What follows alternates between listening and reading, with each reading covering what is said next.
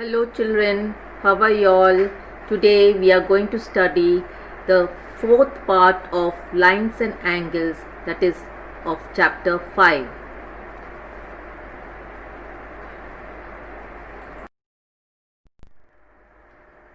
In this slide we are going to study about angles formed by the transversal of parallel lines. In the given figure, AB and CD are two parallel lines which are cut by the transversal M. Here angle 4 and angle 1 are adjacent angles and they are supplementary. Angle 3 and angle 2, again they are adjacent angles and they are supplementary. Angle 8 and angle 5, they are also adjacent angles and they are supplementary. Angle 7 and angle 6, they are also adjacent angles and they are supplementary angles. And then we have the vertically opposite angles, angle 4 and angle 2, angle 1 and angle 3, they are vertically opposite angles, so they are equal. That means angle 1 is equal to angle 3, angle 4 is equal to angle 2. In the same way, angle 8 is equal to angle 6, angle 5 is equal to angle 7, since they are vertically opposite angles. And then we have the special angles, that is angle 1 and angle 5, angle 2 and angle 6, they are corresponding angles. Again here on the other side, angle 4 and angle 8, angle 3 and angle 7, they are another two pairs of corresponding angles. And then here we have again angle 3 and angle 5, angle 2 and angle 8, they are called alternate interior angles. And then we have angle 4 and angle 6, angle 1 and angle 7, they are alternate exterior angles.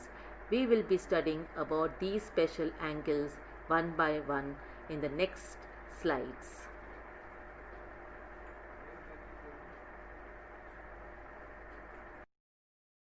Here in this slide, we will be studying what will happen to the two parallel lines when they are cut by a transversal.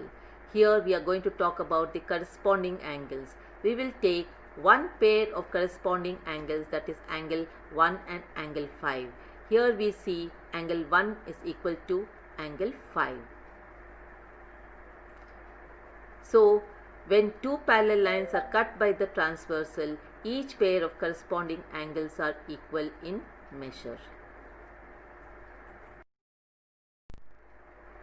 In this slide we will see when two parallel lines are cut by a transversal, what will happen to the pair of alternate interior angles. Here we have two interior angles, angle 3 and angle 5. You can see the alternate interior angles are equal. So when two parallel lines are cut by the transversal, each pair of alternate interior angles are equal in measure.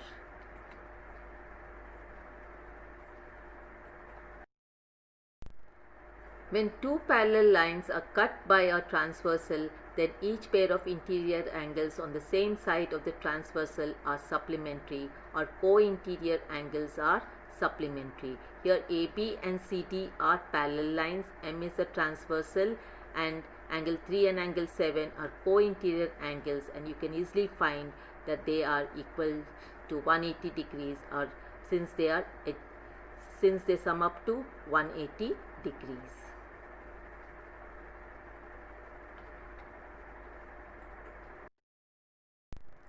So in this side, we will come to the conclusion, when a transversal cuts two parallel lines, what will happen? So we see that when a transversal intersects a pair of parallel lines, then pairs of corresponding angles are equal, then pairs of alternate interior angles are equal, and then the co-interior angles, or the sum of co-interior angles on the same side of the transversal, are supplementary.